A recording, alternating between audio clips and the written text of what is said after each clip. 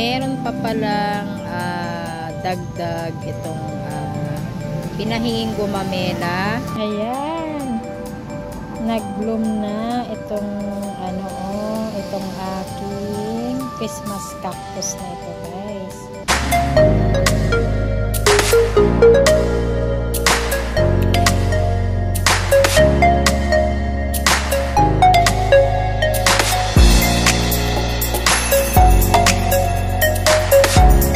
Ayan.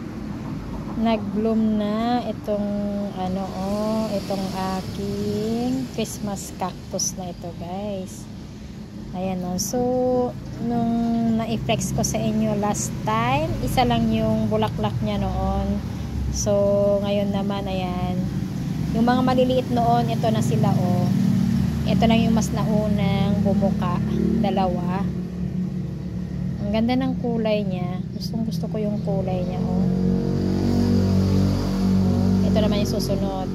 Hindi pa sila bumuka itong tatlo. And may mga maliliit pa.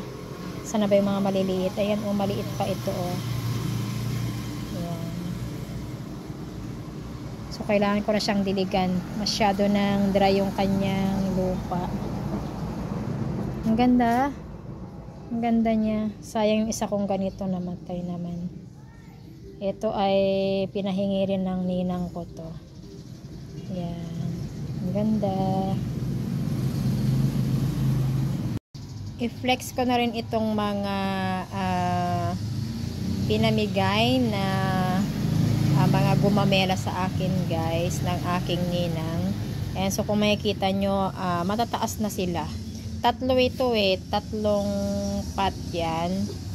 So ihahanapan ko pa sila ng paglalagyan, guys. So siguro sa labas ko na lang sila ilalagay kasi wala na silang space dito sa loob.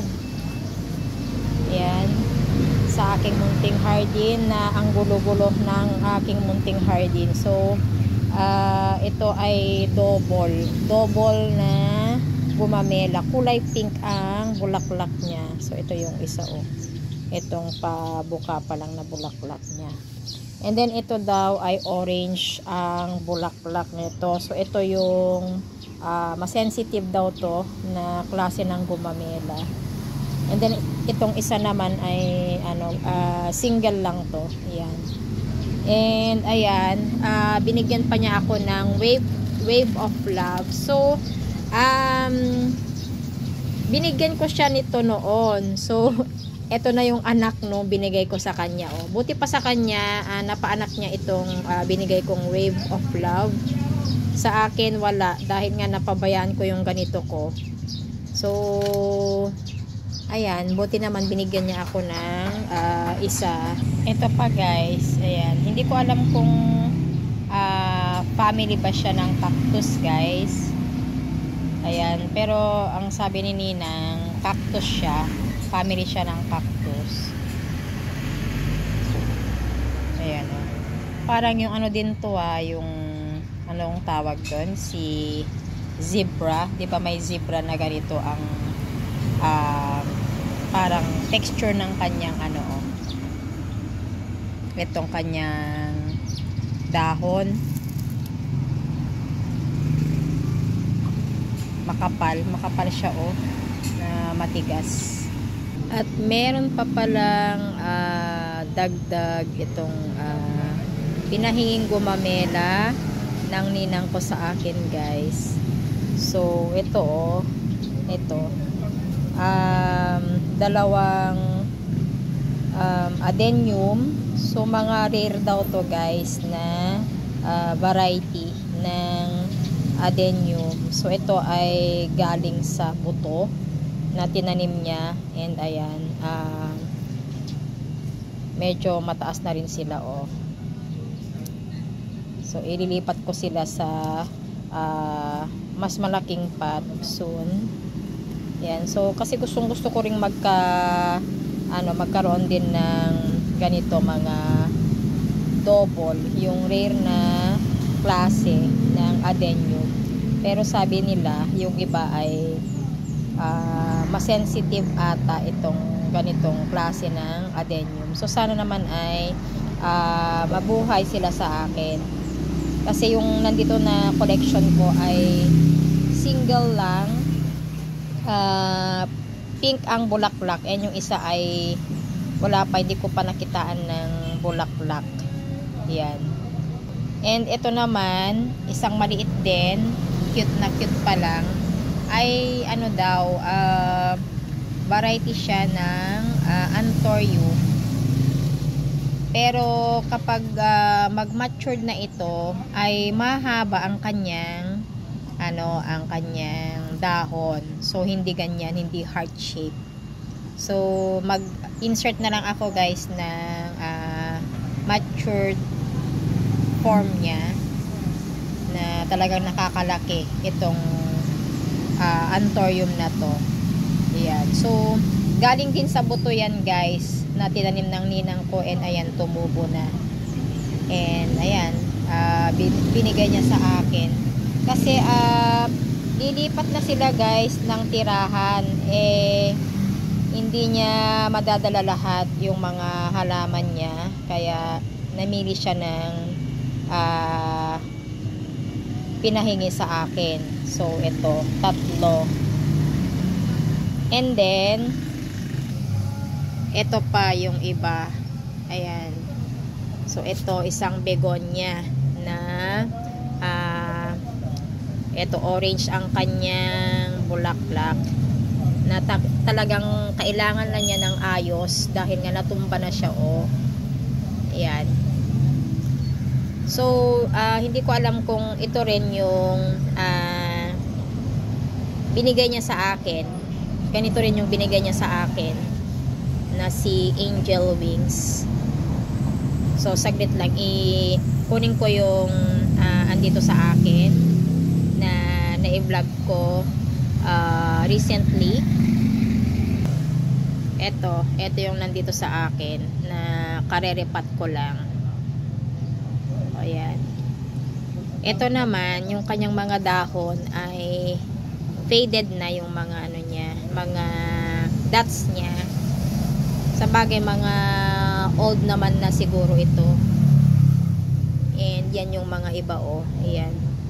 Mas latak yung sa akin, mas visible yung kanyang dots dito sa kanyang dahon compared dito. And hindi niya maalala na galing sa kanya ito. Binigay niya sa akin last year. Yeah, so ngayon lang to nakakadahon. Kasi last year nung binigay sa akin to, madaling malagas yung kanyang mga dahon. So ngayon naman ay medyo okay naman na siya. So sana ay dire-diretso na siyang makadami. Ayan. Ewan ko kung kaya pagsasamahin ko na lang sila kaya. Kasi medyo naman tong pinaglagyan ko dito sa akin, itong begonia ko dito. Ayan. And then ito rin, sabi niya ay family ng din to, kapamilya din siya ng San Francisco. Ayan.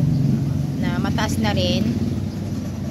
And kailangan niyang mailipat sa mas okay na pot, kasi plastic nga lang tong pinaglagyan ni Ninang. Ayan. So ito yung mga ayusin ko, itong mga binigay niya.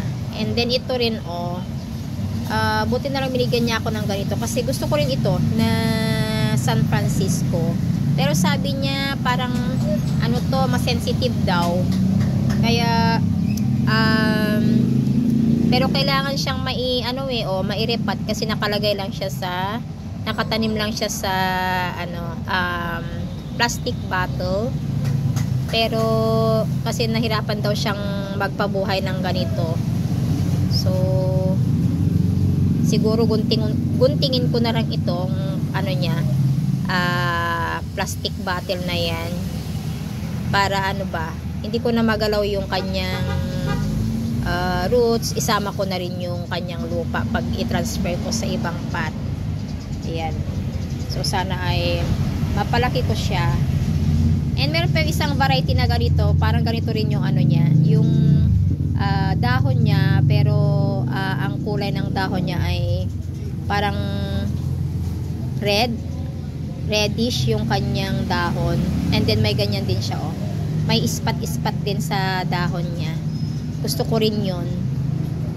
Yan.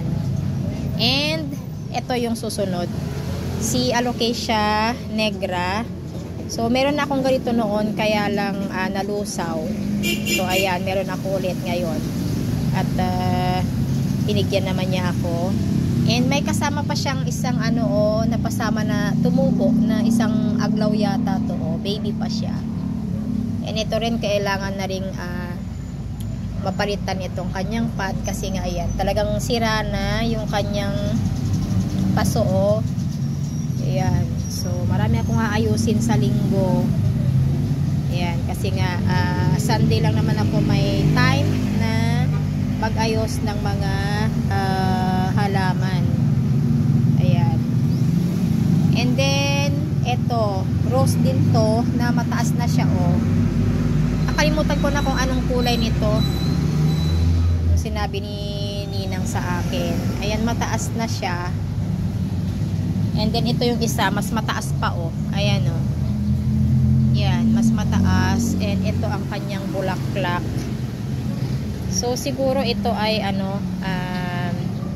ipapalagay ko na lang sa asawa ko dyan sa labas, kasi nga wala akong masyadong space dito sa aking munting hardin, na talagang crowded itong aking mga halaman dito.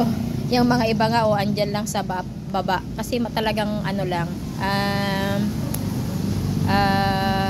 hindi maluwang itong aking space, maliit lang talaga, diba? So nakakatuwa na ayan, ang dami kong natanggap na ngayon,